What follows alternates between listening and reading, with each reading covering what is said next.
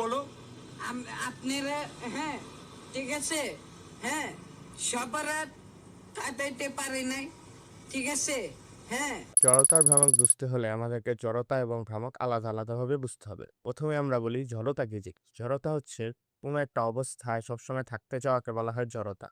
নিউটনের সূত্র মতে কোনো একটা স্থির বস্তু সবসময় স্থির থাকতে চায় এবং কোনো একটা গতিশীল বস্তু সবসময় গতিশীল থাকতে চায়, যদি না তার উপর বাইরে থেকে কোনো বল প্রয়োগ করা হয়।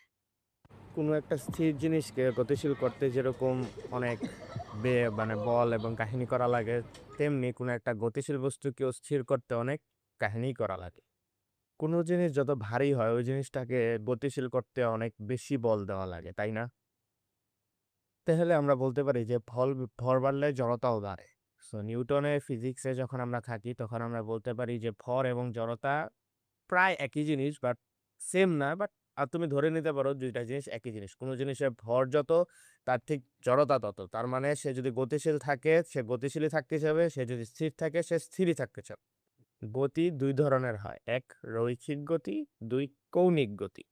১ সেকেন্ডে তুমি কত মিটার যাও এটাকে আমরা বলি বেগ। ১ সেকেন্ডে কয় ডিগ্রি ঘুরে এটাকে আমরা বলি কৌণিক বেগ বা বেগের ভ্রামক। একইভাবে রৈখিক গতির ক্ষেত্রে আমরা বলি বল এবং কৌণিক গতির ক্ষেত্রে আমরা বলি টর্ক বা বলের ভ্রামক। সো এখন তোমরা বলতে পারবা রৈখিক গতিতে যাহা জড়তা তাহাই কৌণিক গতিতে জড়তার ভ্রামক।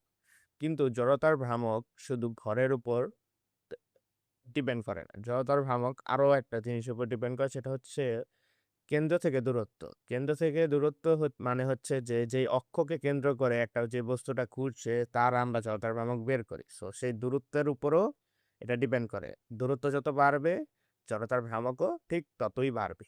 সো একেক বস্তুর ক্ষেত্রে জড়তার ভ্রামক একেক রকম হয়, কিন্তু কিন্তু আমরা জড়তার ভ্রামককে সবসময় বলি যে I equals to mr square, যেখানে m হচ্ছে ভর এবং r হচ্ছে কেন্দ্র থেকে বস্তুর দূরত্ব।